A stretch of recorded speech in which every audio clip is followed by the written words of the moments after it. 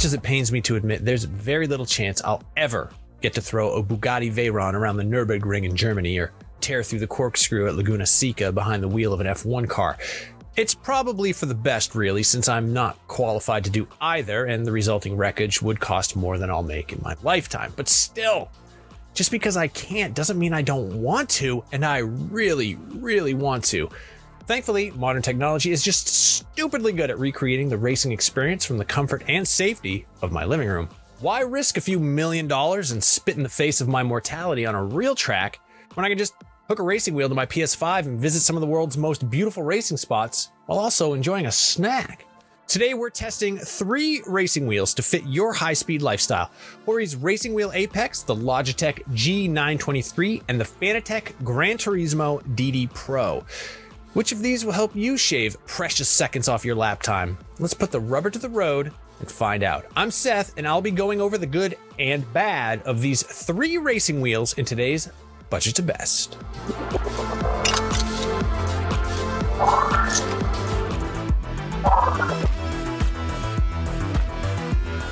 This right here is the Hori Racing Wheel Apex, and it's one of the best entry-level racing wheels you can find.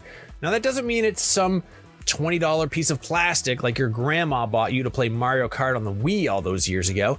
But as far as the rest of the field is concerned, it's a great value. For $119.99, you can get the bundle with the pedals and start racing immediately. This is the good stuff. Hori makes quality accessories for a decent price, and if you just want to ditch the controller and drive virtual cars the way they were meant to be driven, this is the best option for you. Because of its price, it is pretty bare bones. I didn't have any issues setting it up to work with my PS5, but to be fair, it's because there aren't a lot of features that could cause it to act up anyway. You could steer, you could shift, you could accelerate, and you could brake. For a cheap option, it feels pretty nice. The steering itself has just enough resistance so you can fine-tune your lines as you race around corners, but there's no force or haptic feedback. Wheel goes left, car goes left. Wheel goes right, car goes right.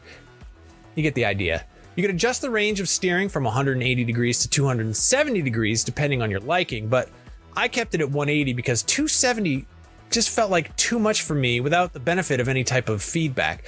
The pedals, well, they work just fine, but they don't feel great. They just don't have the travel of some of the more expensive pedals out there, and I found myself either going full throttle or no throttle at all. But still, the price is right, and the Hori Racing Wheel massively improves on the experience of racing games, especially if you're just using a controller. The Logitech G923 racing wheel and pedals might be one of my favorite gaming peripherals ever. Seriously, this thing is awesome. It's not without a few flaws, but for recreating the feel of driving a car at dangerous speeds, this thing rules pretty damn hard. The price is significantly higher than the Hori, coming in at $399.99 on the Logitech website. You could probably find it priced a little less than that at other online retailers, but this racing wheel is pretty popular and kind of hard to find on certain major online storefronts. Or maybe it's just a supply chain issue. Whatever the reason, it's a bummer. As far as features are concerned, the Logitech G923 is loaded with them right out of the box. It has little LED lights to advise you when to shift gears. Who doesn't love LED lights? It also has a full range of knobs and buttons you can assign however you like, although customizing the settings does require you to hook the wheel up to a PC and use Logitech's proprietary software. The wheel itself is wrapped in leather, or at least a leather-like substance, save for the aluminum centering mark at the top.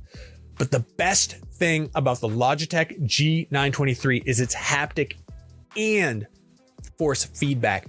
You feel the vibrations of the virtual road surface through the wheel, just like in a real car. And when you fly into a corner at 100 miles per hour, the steering wheel fights back, simulating the difficulty you'd experience in a real life situation, minus, the terror and the potential for bodily injury. The pedals too have a great feel to them, although the brake pedal is pretty stiff. You can adjust it on PC or even go so far as to install a mod, but I just recommend lots of squats to build up your leg strength. Besides the effort it takes to brake, my one complaint with the G923 is the option, share, and PS buttons are all way too close together, meaning I accidentally hit the wrong button on many occasions. I just wanted to show off my new car on social media. Oh, and the Logitech G923 has a clutch pedal too, so if you want to expand your setup to include a gear shift for an even more realistic experience, you've already got the clutch right there. Or you could just assign the clutch to control braking. It's much less difficult to press than the brake. Now we are at the top of the heap, the officially licensed Fanatec Gran Turismo DD Pro, an absolutely monstrous reactive steering system that will rip your puny arms right out of their sockets if you're not careful. Okay, that is a little bit hyperbolic, but I did turn the settings up to 5 out of a possible 10 in Gran Turismo 7, and the steering wheel just absolutely disrespected me.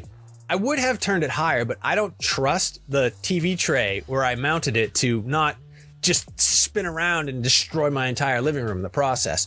Seriously, look at this thing. I used to install 3/4 horsepower AC motors roughly the same size as this when I was an electrician, although those were nowhere near as much fun. The DD Pro is absolutely a high quality piece of simulation equipment with parts made of aluminum and buttons that just feel amazing. There's an OLED display on the wheel to show you how fast you're going, and you can fiddle around and assign the buttons however you like. I just keep things simple because I am but a simple man. The pedals are built like the pedals in a tank, which is not something I'm quite sure has pedals, but please just give me this one little thing. You can easily adjust the spacing, and if you're feeling frisky, you can add a clutch pedal later on down the road. See what I did there? Cars. My one complaint with the Fanatec is that while it's incredibly powerful and fun to use from a force feedback perspective, there's no haptics here, so I don't feel every surface and bump like I did with the Logitech or even with the PS5 DualSense. But this is a piece of equipment designed to be as realistic to the controls of an actual car as it can be. And the fact it's strong enough to spin my arms into pretzel twists is more than good enough for me.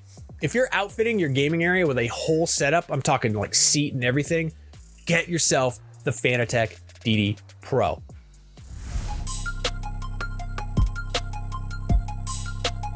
So there you have it. 3 racing wheels to meet anyone's needs, whether you're on a budget or looking for the very best. What experiences do you have with racing wheels? Let us know in the comments, and I promise I'll check them this time. I know I said I would last time, but I forgot. I'm real sorry.